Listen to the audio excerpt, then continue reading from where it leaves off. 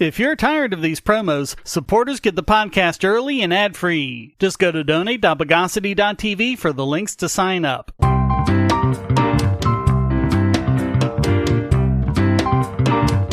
Welcome to the Bogosity podcast for the week of November 12, 2023. The podcast that comes with a money-back guarantee.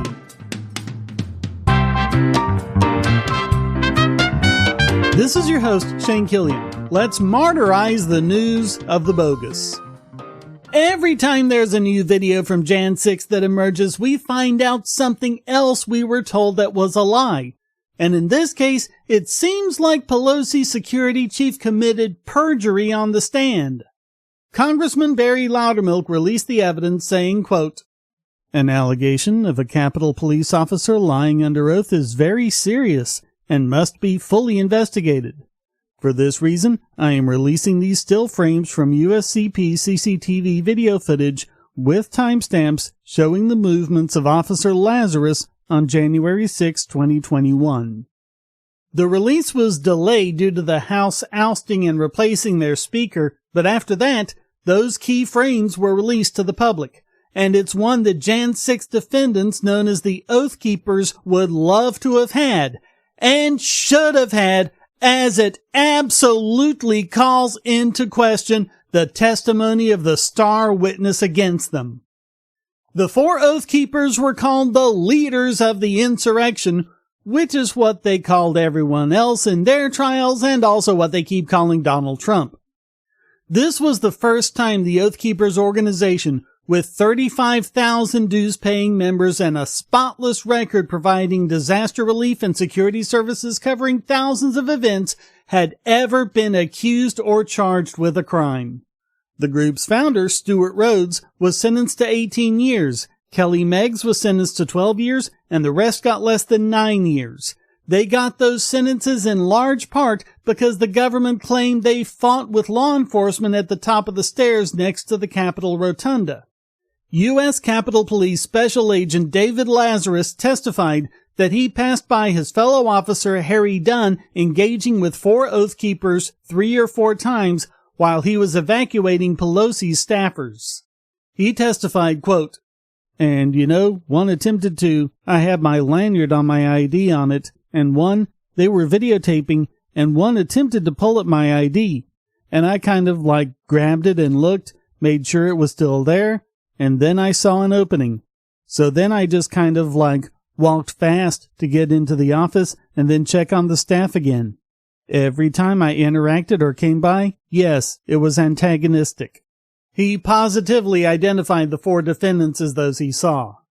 Despite there being 1,700 cameras and 41,000 hours of footage, no direct video evidence of this confrontation was presented in court, and now we know why. It didn't happen. Lazarus lied.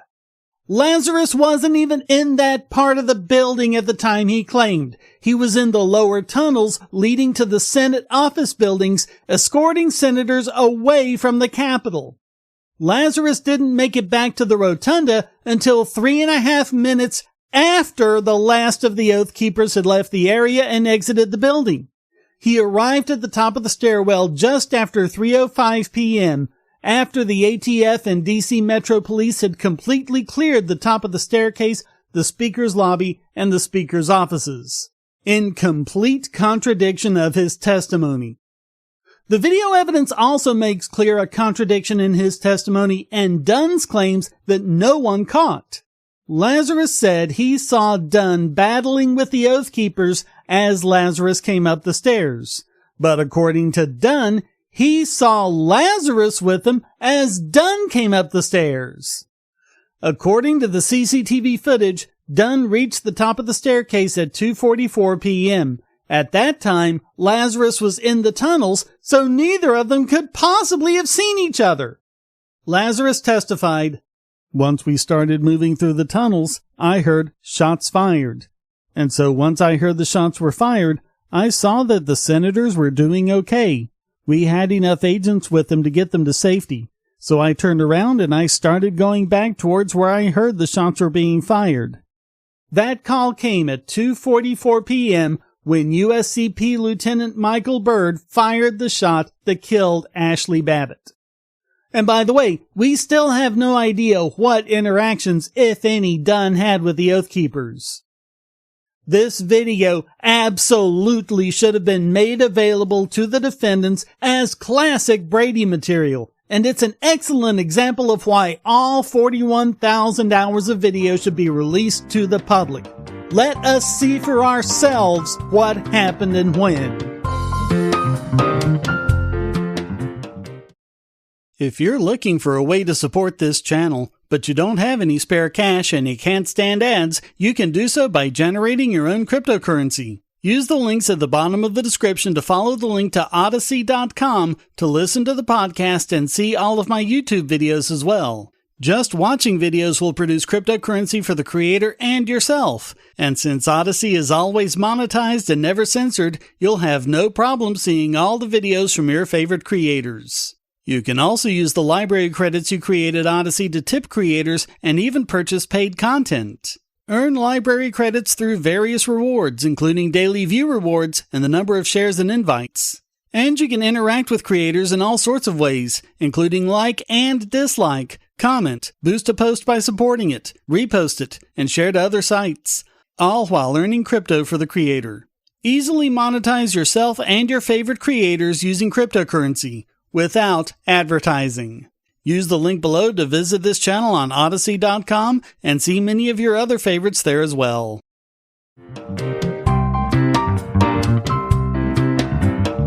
This podcast was covering the issues with voting machines back before it was cool.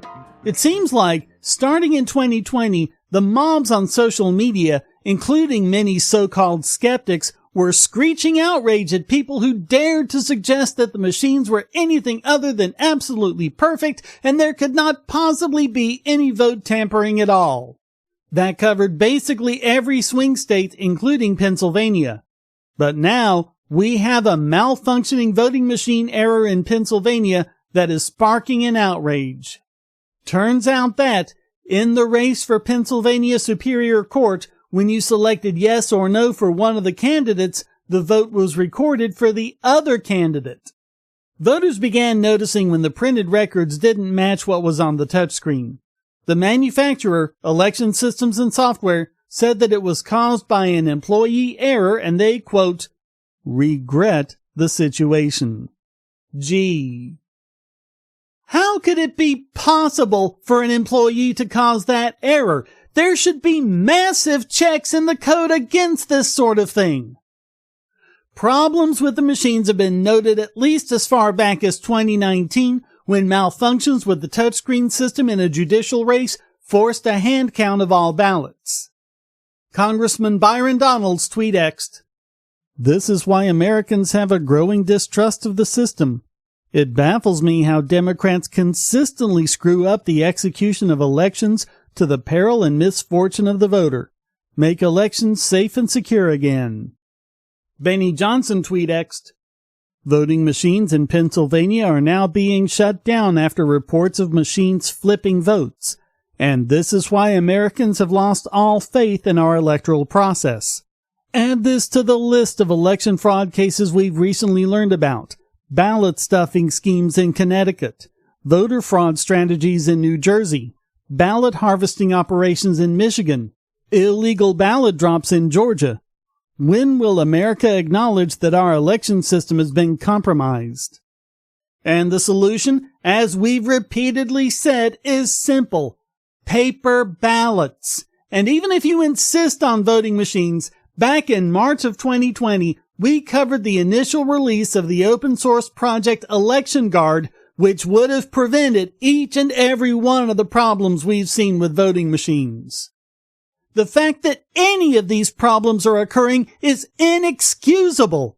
These problems were solved long ago, and yet cities, counties, and states all over the country refuse to do anything about it.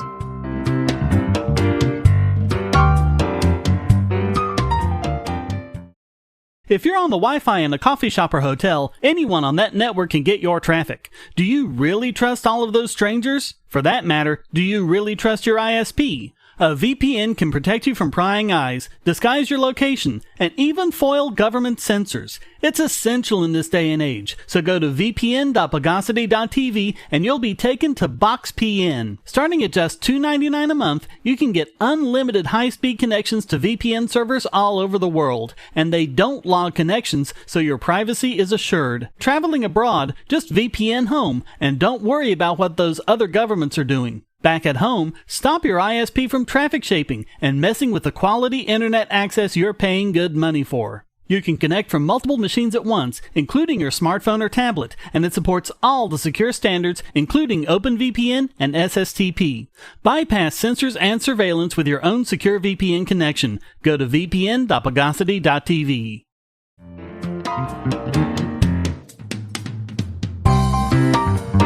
It's always interesting to look at overseas news outlets and see what we aren't being told here at home. Case in point, the Times of Israel covering Israel's war on Hamas. And this article pretty much blames Benjamin Netanyahu for the rise of Hamas by constantly undercutting the formation of a Palestinian state, something Israel agreed to back in 1947 with the UN partition plan and have been acting against ever since. Netanyahu specifically acted to stifle Palestinian Authority President Mahmoud Abbas, and according to this article, he did so by propping up Hamas, all to prevent Abbas or anyone else in Palestine from establishing a Palestinian state. In the course of doing so, Israel held indirect negotiations with Hamas through Egypt and allowed Hamas to obtain cash aid from abroad, including suitcases full of millions in Qatari cash flowing across the border into Gaza. Finance Minister Bezalel Smotrich even said in 2015 that the idea was to treat the Palestinian Authority as a burden and Hamas as an asset. Netanyahu is reported to have said at a Likud meeting in 2019 that anyone opposing a Palestinian state should support the transfer of funds into Gaza in order to maintain separation between them and the Palestinian Authority in West Bank. And so, all to prevent the Palestinians having self-determination, Hamas got so powerful that they were able to launch the October 7 attacks. Soon after it happened, reporter and diplomat Tal Schneider wrote, "The difference between Islamic Jihad and Hamas doesn't matter much at this point. As far as the state of Israel is concerned, the territory is under the control of Hamas, and it is responsible for all the training and activities there. Hamas became stronger and used the auspices of peace that Israelis so longed for as cover for its training, and hundreds of Israelis have paid with their lives for this massive omission. Judging by the way Netanyahu has managed Gaza in the last 13 years, it is not certain that there will be a clear policy going forward." More recently, she reported how Netanyahu had been hiding from the press, and when he finally came out for a press conference, he tried deflecting all of the questions to his cabinet ministers. She wrote, "Do they really not realize that the people have heard enough hot air and cliches through the years that they should have spared us the sweaty effort to cultivate a fighting spirit and instead just honestly answered as many questions as possible?" As ever, Netanyahu didn't address what he was asked. He arrived at the press conference with a page of prepared messages and lowered his eyes to his paper to stick to his pre-prepared words. Zero public courage. That's certainly not a good way to deal with the fact that protests against him have been picking up steam since 2019. As I've said before, I don't know what it means when Jewish Israelis like Schneider are more free to criticize Israel and Netanyahu than Americans are. One thing's for sure, we won't get the full story by sticking to the U.S. news media, but that's just par for the course.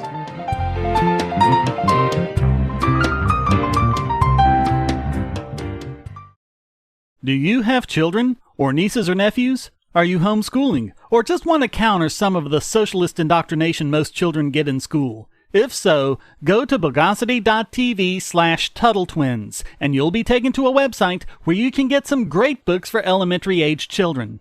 The Tuttle Twins books are books about liberty and free market economics that include children's versions of Bastiat's The Law, Leonard Read's I, Pencil, and Hayek's The Road to Serfdom, as well as books about the Federal Reserve and how regulations protect business cronies. They'll learn about the harm caused by eminent domain, or regulations passed in the name of safety, and fundamental concepts of liberty. And as you can see from the sample pages on the website, they're all easy to read and nicely illustrated. They're just $9.99 a piece, or get a special discount as well as free bonuses when you purchase all 5. You can even buy in bulk to donate to schools and local libraries. So get the Tuttle Twins books at Bogosity.tv/TuttleTwins.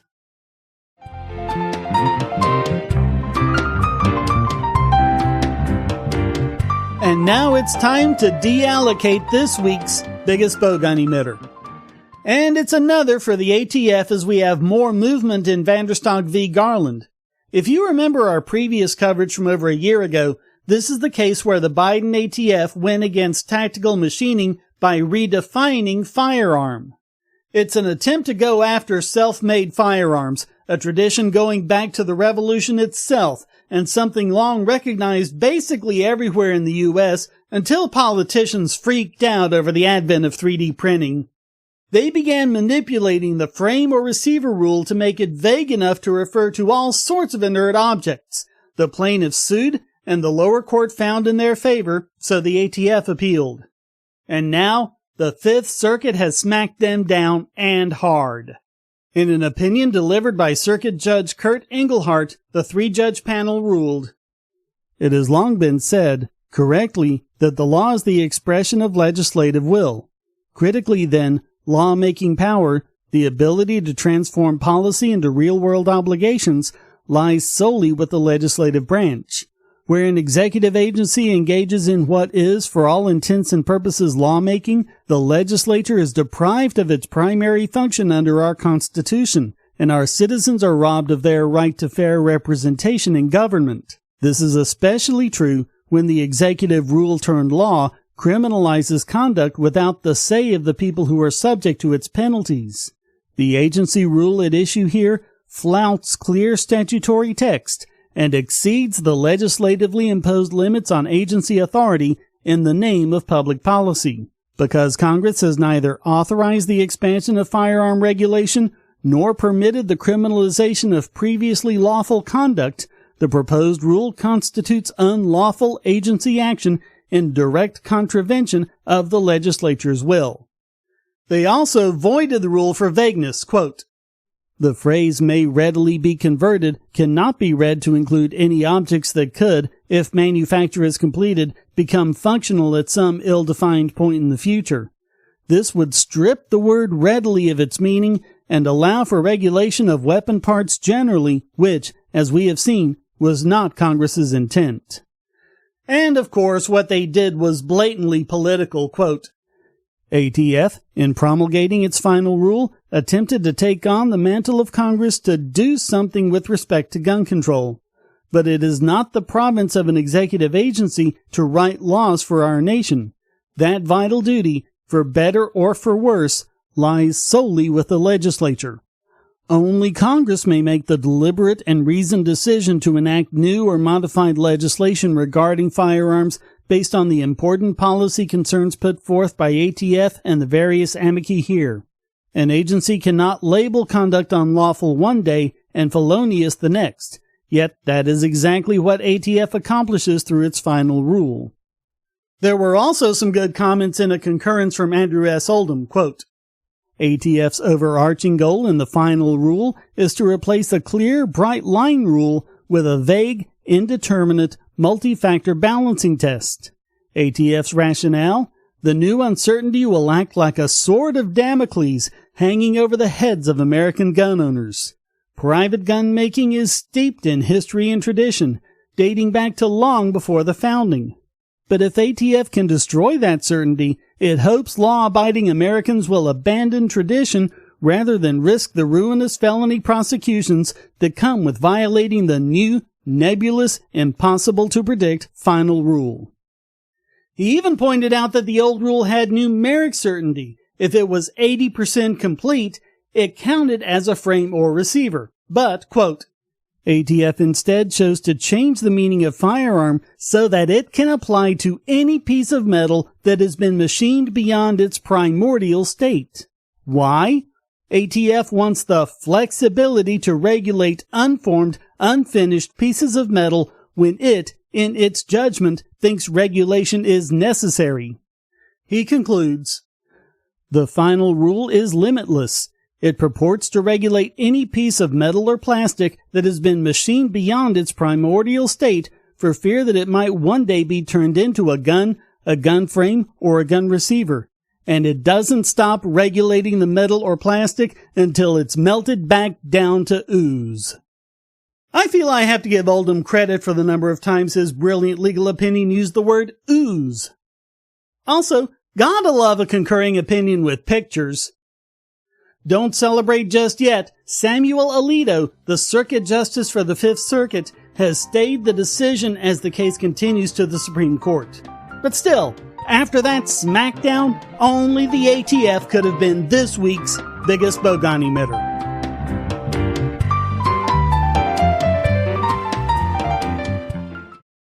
I want to tell you about the eyeglasses I've been wearing for years. As people can see on my videos, I have a very strong prescription, which makes glasses more expensive, especially when I need computer glasses, reading glasses, prescription sunglasses, and most expensively, progressive lenses for general everyday wear.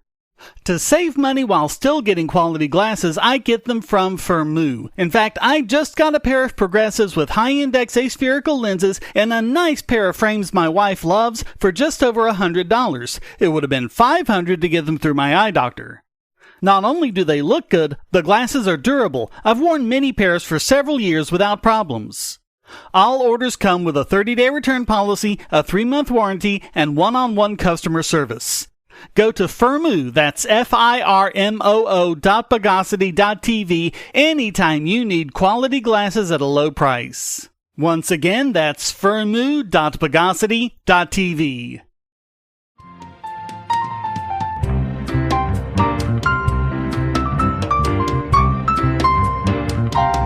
And now let's stridulate this week's Idiot Extraordinaire. I really don't understand why it should take over 3 years to litigate accusations of election fraud when major elections happen every 2 years.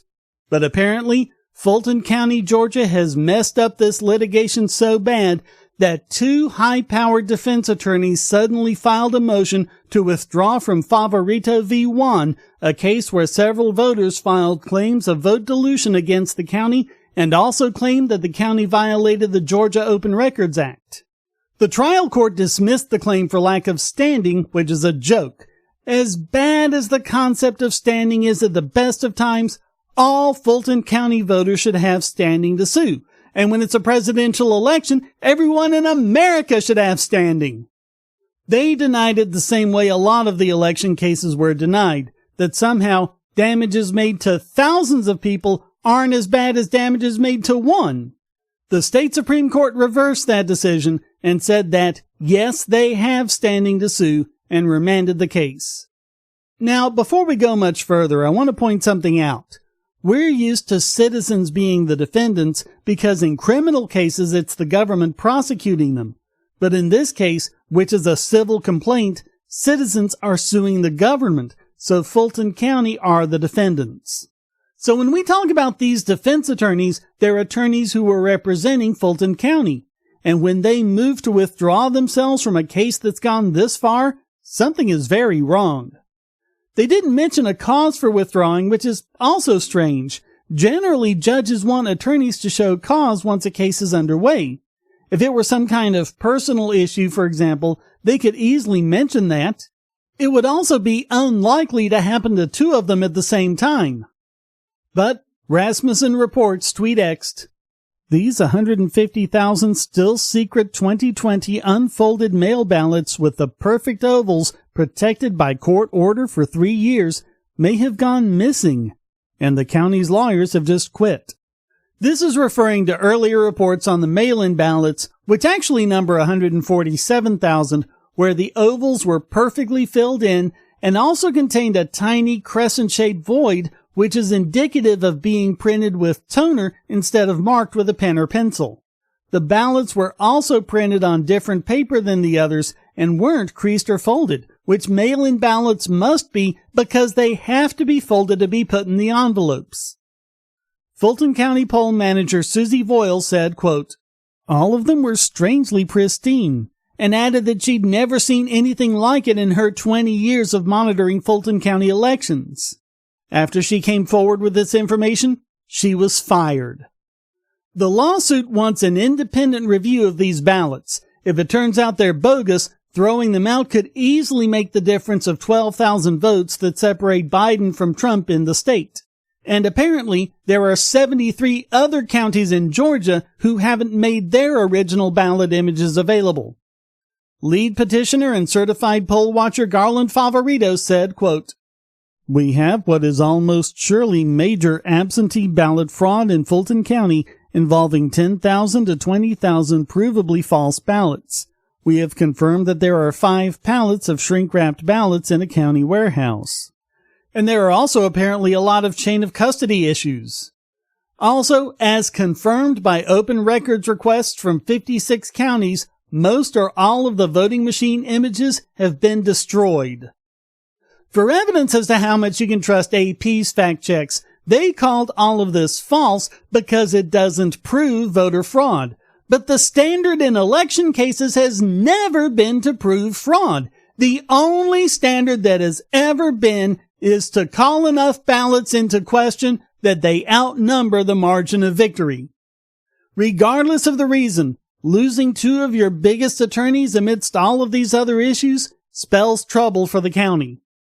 So all of that makes Fulton County this week's Idiot Extraordinaire.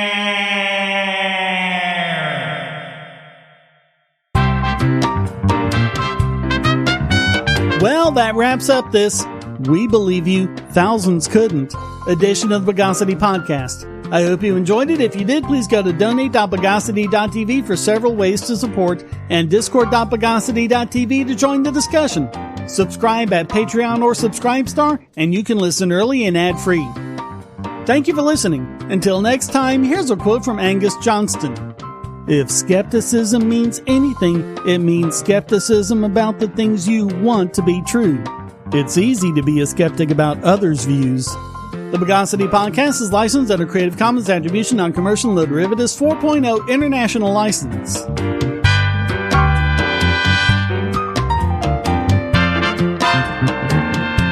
Bogosity.